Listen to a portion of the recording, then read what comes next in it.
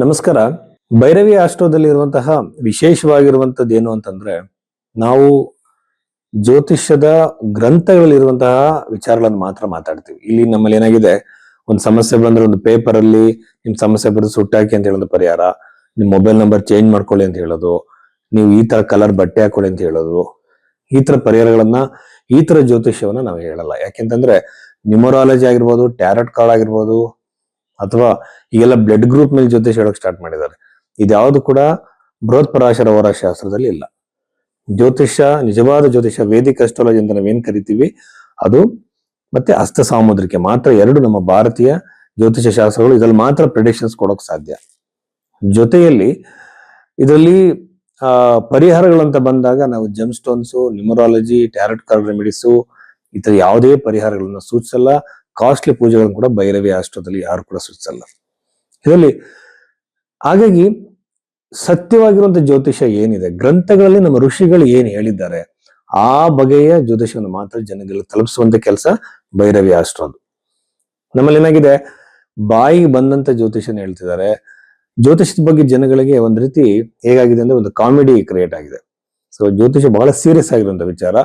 ಕರ್ಮದ ಅನುಸಾರವಾಗಿ ಮನುಷ್ಯ ಟೆಂಡೆನ್ಸೀಸ್ಗಳನ್ನ ಪಡ್ಕೊಳ್ತಾನೆ. ಆ ವ್ಯಕ್ತಿತ್ವ ಆ ದಶೆಗಳು ಬಂದಾಗ ಅದು ಎಕ್ಸ್ಪ್ರೆಸ್ ಆಗ್ತಾ ಹೋಗುತ್ತೆ. ತಾನು ಮಾಡಿದ ಕರ್ಮ ತಾನು ಅನುಭವಿಸ್ಬೇಕು. ಯಾಕಂದ್ರೆ ಆತ್ಮ ಒಂದು ಒಂದು ಒಂದು ಹಂತಕ್ಕೆ ತಲುಪಬೇಕು ಅಂತಂದ್ರೆ ಅದು ಎವಾಲ್ವ್ ಆಗ್ಬೇಕಾಗತ್ತೆ, ವಿಕಾಸವಾಗ್ಬೇಕಾಗತ್ತೆ. ದೊಡ್ಡ ಕಾನ್ಸೆಪ್ಟ್ ಇದೆ. ಇದು ತುಂಬಾ ಕಾಮಿಡಿಯಾಗಿ ಮಾಡಿದ್ದಾರೆ. ಸೊ ಜನಗಳಿಗೆ ಸತ್ಯದ ಜ್ಯೋತಿಷ್ಯ ಗೊತ್ತಾಗ್ಲಿ ಅಂತ ಹೇಳಿ ಭೈರವಿ ಆಸ್ಟ್ರದ ಮುಖ್ಯ ಉದ್ದೇಶ. ಆ ಬಗೆಯಲ್ಲಿ ಜ್ಯೋತಿಷ್ಯ ನೋಡ್ಬೇಕು ಅಂದ್ರೆ ನಿಮ್ಮ ಹಸ್ತ ಸಾಮುದ್ರಕ್ಕೆ ಜಾತಕ ಎರಡನ್ನು ಮ್ಯಾಚ್ ಮಾಡಿ, ಎರಡನ್ನು ಕಂಬೈನ್ ಮಾಡಿ ನಿಮಗೆ ಭವಿಷ್ಯವನ್ನು ಹೇಳಲಾಗುತ್ತೆ. ಆಗ ನಮ್ಮ ಪ್ರೆಡಿಕ್ಷನ್ ಅಕ್ಯುರೇಟ್ ಆಗುತ್ತೆ. ಯಾಕೆಂತಂದ್ರೆ ಒಂದೊಂದ್ಸಲ ಬರ್ತ್ ಟೈಮು, ಬರ್ತ್ ಡೇಟ್ ಸರಿಯಾಗಿರಲ್ಲ. ಹಾಗಾಗಿ ಹಸ್ತರೇಖೆಗಳನ್ನ ಮ್ಯಾಚ್ ಮಾಡಿದಾಗ ನಮಗೆ ಕೆಲವಾರು ವಿಚಾರಗಳು ಸ್ಪಷ್ಟವಾಗಿ ಹೇಳ್ಬೋದು. ಸೊ ಈ ಬಗೆಯ ಕನ್ಸಲ್ಟೇಷನ್ಗೆ ನೀವು ಭೈರವಿ ಆಸ್ಟ್ರೋನ ಸಂಪರ್ಕಿಸಿ, ನಿಮ್ಮ ಹಸ್ತದ ಫೋಟೋಗಳನ್ನ, ನಿಮ್ಮ ಜಾತಕವನ್ನ ಕಳಿಸಿ ವಿಶ್ಲೇಷಣೆ ಮಾಡಲಾಗುತ್ತೆ. 2026 ಜುಲೈ ತಿಂಗಳ ಈ ವಾರ ಫಲದಲ್ಲಿ ಮೇಷರಾಶಿಯಲ್ಲಿ ಜನಿಸಿದಂತವರ ರಾಶಿ ಫಲವನ್ನು ನಾವು ನೋಡೋದಾದ್ರೆ, ಬಹಳ ಮುಖ್ಯವಾಗಿ ಮೇಷರಾಶಿಯಲ್ಲಿ ಜನಿಸಿದಂತವರ ರಾಶ್ಯಾಧಿಪತಿ ಆಗಿರುವಂತಹ ಕುಜಗ್ರಹ 2ನೇ ಮನೆಯಲ್ಲಿ. ನೋಡಿ, ರಾಶಿಯಿಂದ ಯಾವಾಗಲೂ ಕೂಡ ಒಂದು 25% ಮಾತ್ರ ನಡೆಯುತ್ತೆ. ಅದಕ್ಕೋಸ್ಕರ ಲಗ್ನವನ್ನ ಮತ್ತೆ ದಶೆಯನ್ನ ಬಹಳ ಪ್ರಮುಖವಾಗಿ ನೋಡ್ಬೇಕು. ಆದ್ರೆ ರಾಶಿಯಲ್ಲಿ ನಡೆಯುವಂತ ಘಟನೆಗಳ ಬಗ್ಗೆ ನಾವು ಗಮನ ಕೊಡೋದಾದ್ರೆ, ಮೊದಲನೇದಾಗಿ ಬಂದು ಅಷ್ಟಮದ ಒಂದು ದೃಷ್ಟಿ ಇರೋದ್ರಿಂದ ಯೂಶುವಲ್ ಆಗಿ ನಿಮಗೆ ಫೈನಾನ್ಷಿಯಲ್ ಗೇನ್ಸ್ ಆಗುತ್ತೆ, ಹಣಕಾಸು ಹರಿದು ಬರುತ್ತೆ, ಸಾಲದಿಂದ ಹೊರಗಡೆ ಬರುವಂತಹ ಸಾಧ್ಯತೆ ಜಾಸ್ತಿ ಇರುತ್ತೆ. ಆಮೇಲೆ ಒಂದು ಪಿತ್ರಾರ್ಜಿತವಾಗಿಯೋ ಅಥವಾ ನೀವು ಇನ್ವೆಸ್ಟ್ ಮಾಡಿರೋ ಪ್ಲೇಸ್ ನಲ್ಲಾಗಿಯೋ ಅಥವಾ ಒಂದು ಹೊಸ ಬಿಸ್ನೆಸ್ ಅಲ್ಲಿ ಇನ್ವೆಸ್ಟ್ಮೆಂಟ್ ಮಾಡಿರ್ಬೋದು, ಎಲ್ಲೋ ಒಂದು ಕಡೆಯಿಂದ ಹಣದ ಹರಿವು ಹೆಚ್ಚಾಗುತ್ತೆ. ಸೊ ಹಾಗಾಗಿ ನೀವು ಸಾಲದಿಂದ ಹೊರಗಡೆ ಬರುವಂತಹ ಪಾಸಿಬಿಲಿಟೀಸ್ ಬಹಳ ಹೆಚ್ಚಾಗಿದೆ ಅಂತ ಹೇಳಿ ಹೇಳ್ಬೋದು ಮೇಷರಾಶಿಯವರಿಗೆ. ಎರಡನೇದಾಗಿ ಬಂದು ಕುಜಗ್ರಹ 2ನೇ ಮನೆ ಇರುವಂತದ್ದು ಯೂಶುವಲ್ ಆಗಿ ನಿಮಗೆ ಮಾತಿನ ಮೇಲೆ ಹಿಡಿತಾ ಹೋಗಿ ಕೋಪದಿಂದನೋ ನೀವು ಮಾತಾಡುವಂತಹ ಸಾಧ್ಯತೆಗಳು, ಜಗಳಾಗುವ ಸಾಧ್ಯತೆಗಳು, ಕುಟುಂಬದಲ್ಲಿ ಒಡಕು ಮೂಡುವಂತಹ ಸಾಧ್ಯತೆಗಳು ಈ ವಾರದಲ್ಲಿ ಅತಿ ಹೆಚ್ಚಾಗಿದೆ ಮೇಷರಾಶಿಯವರಿಗೆ. ಯೂಶುವಲ್ ಆಗಿ ಮೇಷರಾಶಿಯವರಿಗೆ ಕೋಪ ಜಾಸ್ತಿ ಇರುತ್ತೆ. ಆದ್ರೆ ಈ ಸಂದರ್ಭದಲ್ಲಿ ನಿಮ್ಮನ್ನ ನೀವು ಬಹಳ ಕಂಟ್ರೋಲ್ ಮಾಡ್ಕೋಬೇಕಾಗತ್ತೆ. ಚತುರ್ಥದಲ್ಲಿ ಉಚ್ಚನಾಗಿರುವಂತಹ ಗುರು ಪ್ರಾಪರ್ಟಿ ರಿಲೇಟೆಡ್ ಡಾಕ್ಯುಮೆಂಟ್ ಇಶ್ಯೂಸ್ ಆಗಿರ್ಬೋದು, ಲೀಗಲ್ ಇಶ್ಯೂಸ್ ಆಗಿರ್ಬೋದು, ಕುಟುಂಬದಲ್ಲಿ ಒಂದು ಜಾಯಿಂಟ್ ಫ್ಯಾಮಿಲಿ ಇರುತ್ತೆ, ಆ ಜಾಯಿಂಟ್ ಫ್ಯಾಮಿಲಿಯಲ್ಲಿ ಇರುವಂತಹ ಕುಟುಂಬದ ಸದಸ್ಯರ ಮಧ್ಯೆ ಕಿರಿಕಿರಿಗಳಾಗಿರ್ಬೋದು, ಇವೆಲ್ಲ ಸರಿಯಾಗುವಂತ ಸಾಧ್ಯತೆ. ತಾಯಿಯ ಆರೋಗ್ಯದಲ್ಲಿ ಉತ್ತಮವಾಗಿರುವಂತಹ ಬದಲಾವಣೆ. ಹಾಗೇನೆ ಗುರುಗ್ರಹದ 4ಥ ಭಾವದಿಂದ ಪ್ರಾಪರ್ಟಿ ಮಾಡುವಂತಹ ಅವಕಾಶ, ಪ್ರಾಪರ್ಟಿ ಮಾಡೋದಕ್ಕೆ ಮನಸ್ಸೇ ಇರಲಿಲ್ಲ, ಆ ಮನಸ್ಸು ಈಗ ಬರುವಂತಹ ಸಾಧ್ಯತೆ ಅತಿ ಹೆಚ್ಚಾಗಿ ಕ್ರಿಯೇಟ್ ಆಗುತ್ತೆ ಮೇಷರಾಶಿಯವರಿಗೆ. ಪಂಚಮದಲ್ಲಿರುವಂತಹ ಕೇತು ಅತಿಯಾಗಿರುವಂತಹ ಆಲೋಚನೆ, ಓವರ್ ಥಿಂಕಿಂಗು, ಕೋಪ, ಫ್ರಸ್ಟ್ರೇಷನ್ ಕ್ರಿಯೇಟ್ ಮಾಡಬಹುದು. ಮನಸ್ಸನ್ನ, ಸಮಾಧಾನ ಚಿತ್ತತೆಯನ್ನ ನೀವು ಕಾಪಾಡ್ಕೋಬೇಕು. ಸಮಾಧಾನ ಚಿತ್ತತೆಯನ್ನು ಕಾಪಾಡ್ಕೊಳ್ಳೋದು ಹೇಗೆ?